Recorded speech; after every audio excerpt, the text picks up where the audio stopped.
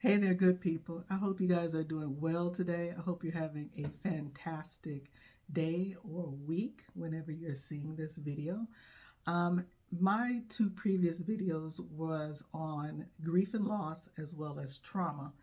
And and I thought I was going to, initially just stop there and talk about, you know, grief and loss, whether it's a family member, a friend, or secondary grief, which would be anything other that you're grieving from or that you have lost. And and then I went on to trauma, CPTSD versus PTSD, the differences between those. But then, it was one of those, well, what are like some of the things that are a spinoff um, in relation to those? And loneliness came up because you can't grieve, right, without dealing with the loss and the loneliness of that individual, that loved one. Or maybe it's a job loss, and now you're lonely because even though they were just co-workers, it was still that adult interaction. Um, and then if it's trauma, there's always that um, feeling disconnected, and that disconnect can also bring about loneliness. And since the pandemic, um, I think the numbers of people that were dealing with loneliness was just astronomical across the world. And young people, older people, people that really connected, even if they didn't have a lot of connections um, at home or in their friend circle, they at least had their co-workers and things like that. But then everybody was working from home. At least most people started working from home, and that brought about a severe case of loneliness for a lot of people. And I think we all learn different ways of coping with loneliness.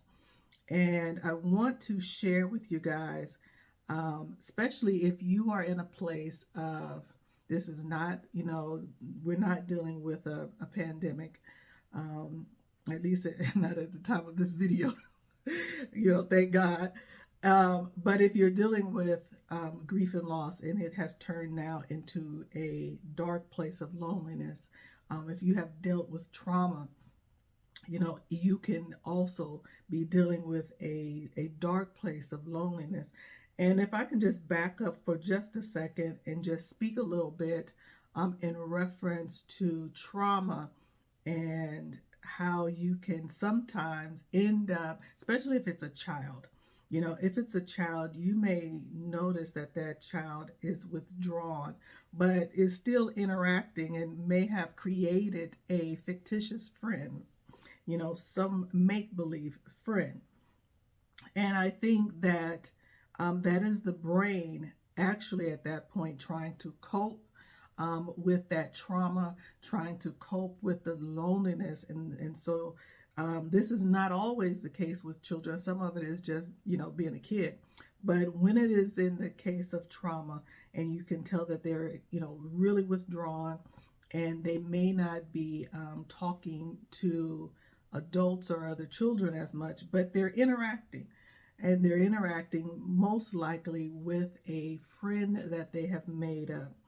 And this is something that is, how the brain protects itself and how the body protects itself. And we go internal. But this can also happen to adults. And so, if you may, know somebody that's elderly and they're alone a lot, and they may start talking to themselves and answering, right? But it gets to a place of where this loneliness is so detrimental to your psyche that if you don't do something quick, it can really take over, your life in a negative way. And the numbers for, suicide has gone up since the pandemic. I believe it has gone back down, but loneliness is not a place that is healthy long term, and it has to be addressed with some really good coping mechanisms that you can put in place, as well as then how to go from coping with your loneliness to actually now interacting once again with family and friends, and just getting back to what is normal. So I wanted to kind of, pause and make sure that I spoke on, the fact that sometimes a person in their loneliness can create an atmosphere of having somebody there by talking to themselves a lot, or having a fictitious friend.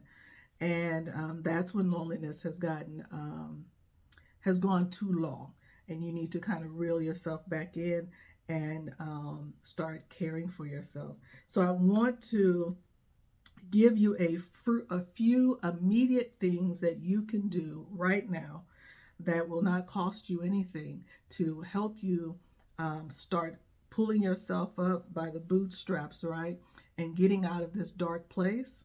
And then we'll move on to an additional 5 or so things that you can do that are a little bit more long term, that can now bring you back to a place of interacting with individuals. And these tips can be something that a child and or an adult can do. It may be something that an adult will have to help a child with, but nonetheless, it can, grow and span over from a child to an adult in most of these cases. Okay, so the 5 things that you can do right now, starting the day, that are going to be free and will not cost you anything, is to get up, is to dress up, and it is also to clean up. And by clean up, I mean clean up your space. If you have been laying around a lot, if you have been, in a dark place, and you're also dealing with some depression in there, you probably need to not just get up off the sofa, get up off the bed, get up out of that recliner, that lazy boy, and get yourself cleaned up. Take a really nice shower, a bath, and put on something that makes you feel good about yourself. I would suggest not putting on sweats, even though that may feel cozy to you. I would suggest taking it up just a notch, just a little bit, maybe a button-down shirt, if you're a man. And even if you're a woman, just something that's just a little bit more than your indoor comfort clothes. And then to clean up, like I mentioned, just clean up your space around you. And once you have gotten up, you have dressed up, and you have cleaned up, you can now start doing something else within your day. Number 2, journaling. Now, I'm going to couple journaling because, this can be, like I mentioned, something that an adult or a child can do. But I'd like to also mention, along with journaling, I would say like creating a collage or a scrapbook of whatever that is that you are either grieving from, that you have lost, and that is creating loneliness in your life. So get creative. Even if you have to go to like the dollar store and buy a poster board, buy a few things to create a really nice collage or a scrapbook. Maybe you may have some of these things already around your home. So look around your home and see what you can kind of pull together that brings about positive thoughts. So if you're journaling, try to journal about, your emotions, but not just that dark, lonely place. Try to end that journaling writing session with something positive. End it on something positive, at least the last paragraph, about what it was that was so good about that person, that place, that thing, so that you end it on a good note. And if you're doing a collage or a scrapbook, I would suggest, making that to be all positive. Let it show what you really loved about that person, that thing, or that place. And I think it will, and as you're, doing this and being creative, I would suggest that turn on some good music. That would be number 3. Turn on some good music while you're doing your collage. And even if this is something that you're helping a child to do, it will help them because it's being creative. You may have different textures and different things that they can put on this either poster board or whatever you're going to put it together with, and make it a whole event, but make sure that it is showing the positive side of that situation, and that will start to lift your spirits. And then while you're doing it, you're having on some good upbeat music. Have on some good upbeat music and let that be playing in the background while you're doing it. Number 4, I would definitely say call somebody. Call a friend or a family member that you are close to, and talk about what it is that's on your heart. But don't give it more than 10 to 15 minutes of sadness in that conversation. Give it just a little bit of time to just speak on that.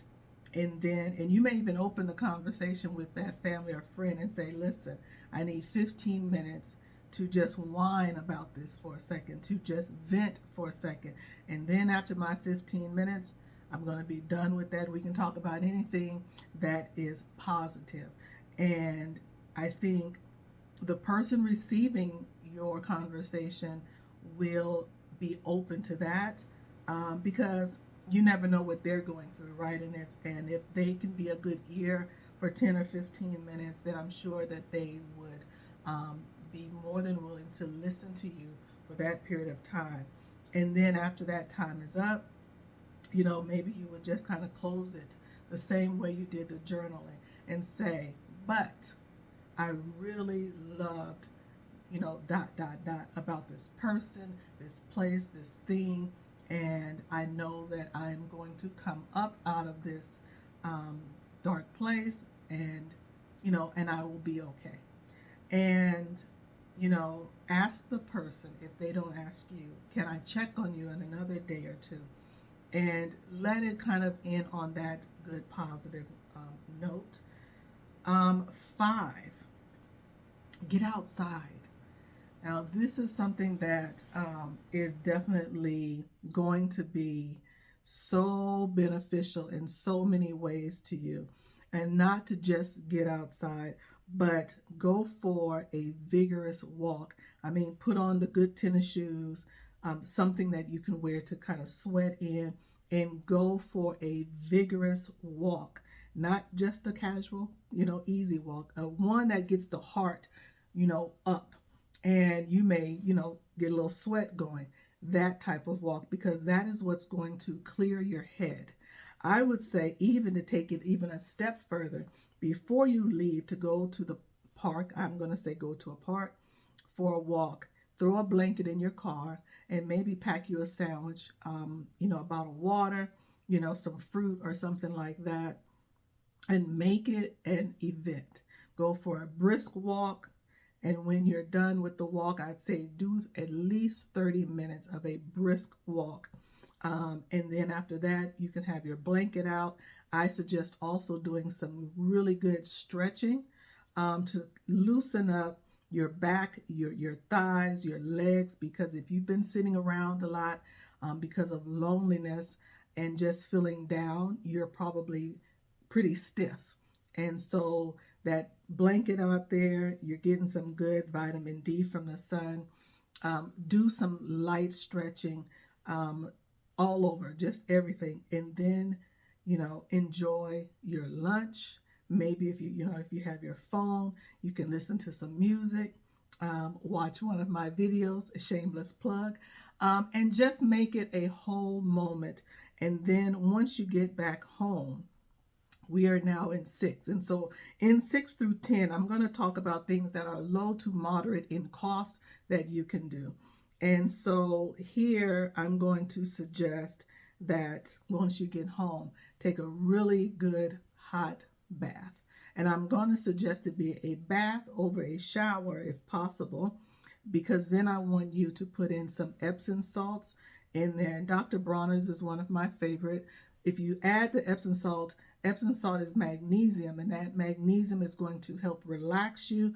It is going to help loosen up your muscles even more from that brisk walk. You may need it if you've been sedentary for a while. So that magnesium is going to help recover your muscles from that walk and that stretching. And just soak in that in the tub for at least 20 minutes. And you have really done some great self-care at that point.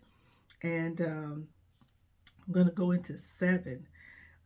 Consider. Now this one is going to probably cost a little bit, emotionally, physically, and financially. But adopt a pet. If you don't have a pet, adopt a pet. And I'm more of a dog person than a cat person, but adopt what is more aligned to your personality. I'm going to lean towards a dog, because if you have a dog, that brisk walk that you did is definitely something that you could have taken your dog. The dog would have enjoyed laying on the blanket afterwards, right? And maybe you could have had a dog treat for the dog while you ate your lunch, and then you guys would have come back home. That your dog would have had probably the greatest nap after while you soaked in the tub. And so consider adopting a pet. They are extremely therapeutic for your emotions, for your nervous system. They show an immense amount of love back to you. So consider adopting a pet. Or going, I know like PetSmart in different places have adoption days. You can also check out the Humane Society as well. Let's see, consider volunteering. Volunteer to help someone that is also in need, whether it's at somewhere at a food bank or at a shelter.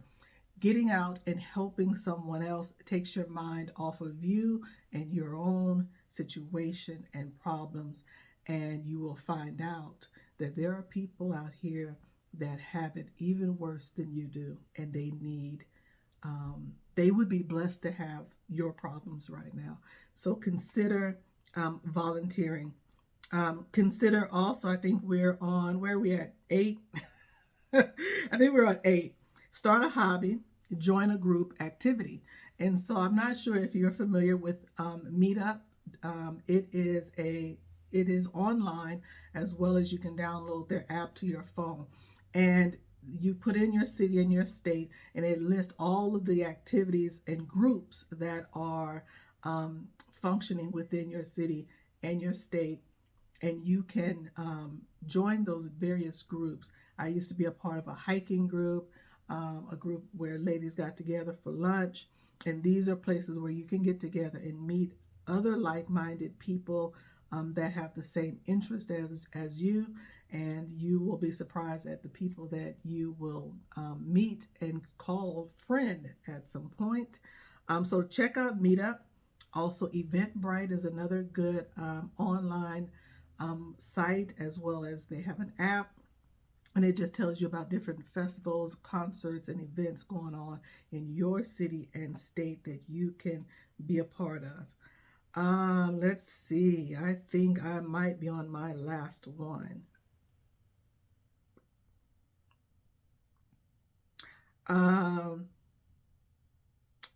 Another one. So yes. So I'm going to wrap it up with, I don't know what number I'm on, but join a support group. Join a support group if you are grieving loss of a loved one.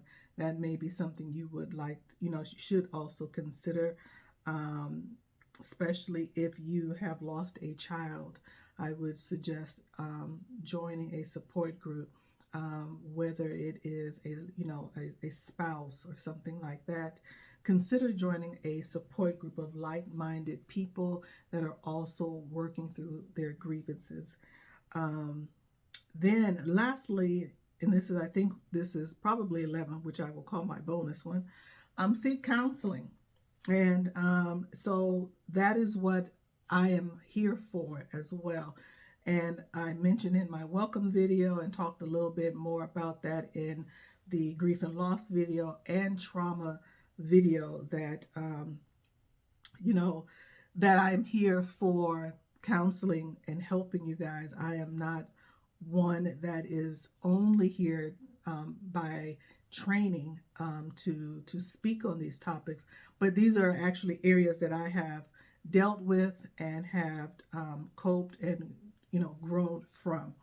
And so my pain, God is using for me to now help someone else come out of their dark place, their grief or loss or trauma and or loneliness. And so yeah, just wanted to definitely share that with you. And just also in closing, I mentioned in my previous two videos on grief and loss and trauma that I would have PDFs in the description box below. And I'm having difficulties getting those PDFs to actually work. They are in the description box of my grief and loss, but it is you may have to copy the file, the file name into your Google Doc for it to come up.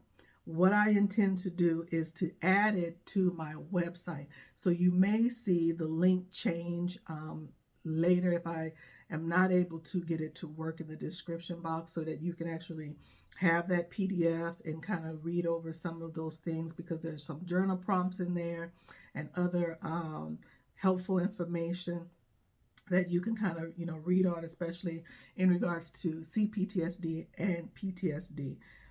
So if I cannot get it to work in the description box, there will be a link that will take you to my web page where I will have PDFs for grief and loss, trauma, and I will be adding one for loneliness and giving some of these tips and different things and some statistics on how serious loneliness can be.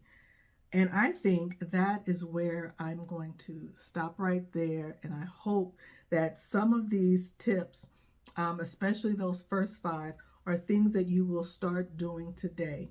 If nothing else, get up, dress up, and clean up today so that you can start feeling better about yourself.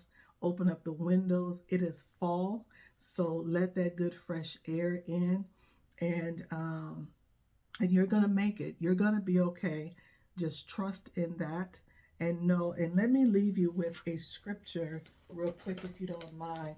In 1 Samuel chapter 12, verse 22, the Lord will not forsake his people for his great name's sake, for it has pleased him to make you a people for himself.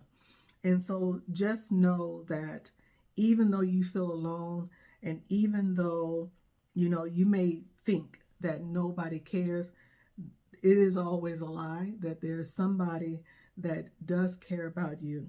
And God for sure loves you and he cares about you. And in verse 22, he speaks on it, that he will not forsake his people. And yes, you are God's people. We are God's people.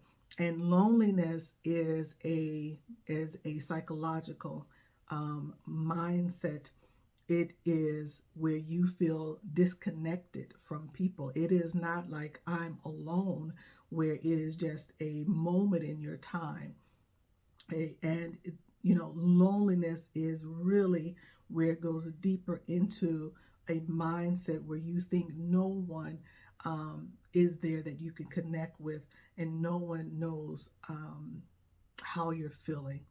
And so, I'm just going to tell you that those are lies from the enemy to make you feel even more alone and lonely. So get up. You have to pull yourself up, open the window, let the sun in, and do any and all 10 of these suggested tips for you to cope with your loneliness. And I will see you guys on the next video. God willing. Be blessed and have a great day. Take care of yourself.